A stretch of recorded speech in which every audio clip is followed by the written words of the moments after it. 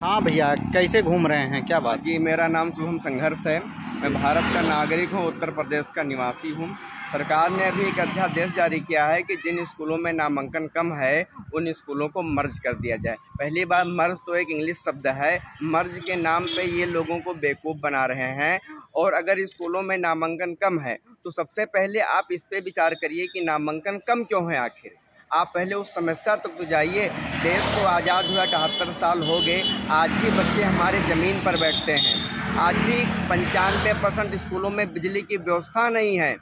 एक दो अध्यापक के ऊपर पूरा स्कूल आप छोड़ देते हो। कभी इलेक्शन ड्यूटी, कभी पोलियो सर्वे, कभी ये कभी वो काम, कभी मिड डे मील का राशन लाइए। तो सबसे पहले व्यवस्था को आप संभालिए और सरकारी स्कूलों को जो सुविधा देनी चाहिए पहले वो सुविधा तो आप दीजिए। आज भी बच्चे हमारे ज़मीन पर बैठते हैं और आप कहते हैं नामांकन कम है। दूसरी बात, प्राइवेट स्कूल खुलेआम मतलब खुले हुए हैं। अगर दो रोड पे उनका मकान है तो वहाँ भी वो खोल के बैठ गए हैं, उनको आप खुली छूट दे रहे हो। आपने एडवाइजरी जारी की है कि अगर 6 साल से एक दिन का भी बच्चा कम है तो आप एडमिशन नहीं ले सकते हैं। दूसरी बात, वहीं प्राइवेट स्कूल वाले क्या हैं कि जैसे ही बच्चे पैदा होते हैं 2 साल के होते हैं वो लोग उठा लेते हैं, तो उनके ऊपर तुम्हारा कोई नकेल नहीं है। बस जो बनी बनाई संस्था है उसको तुम बंद करने पे तुले हो।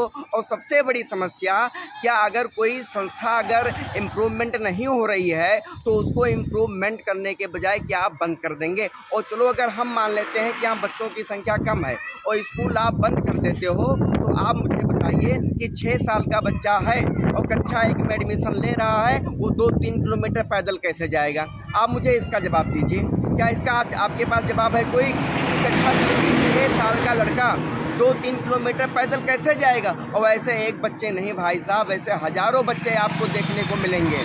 और ये हमारी कोई व्यक्तिगत लड़ाई नहीं है। और दूसरी बात, मैं ये स्पष्ट रूप से आप लोगों से बता देना चाहता हूँ, आज मुझे लोग पागल कहते हैं कि ये पागल की तरह घूम रहा है। ठीक है, मैं कोई पागल नहीं हूँ, बस मैं अपनी आने वाली जनरेशन को बचा रहा हूँ, अपने आने वाली पीढ़ियों को बचा रहा हूँ। अब दोबारा कोई अम्बेडकर नहीं आएगा, दोबारा कोई भगत सिंह नहीं आएगा।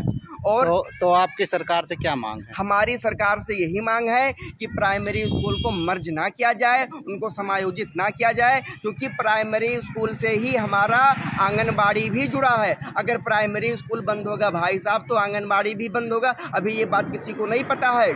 प्राइमरी स्कूल से हमारे टीके की शुरुआत होती है। प्राइमरी स्कूल से ही हर एक छोटे मोटे कार्यक्रम की शुरुआत होती है। तो हमारी सरकार से यही मांग है कि प्राइमरी स्कूल को बंद ना किया जाए, प्राइमरी स्कूल की व्यवस्था को सुधारा जाए।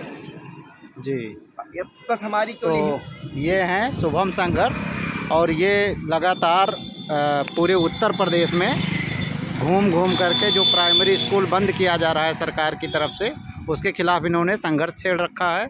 और इनका मानना है कि ये पूरे उत्तर प्रदेश में पैदल चल के अपने इस अभियान में लोगों से सहयोग करने की अपील करते हैं। धन्यवाद।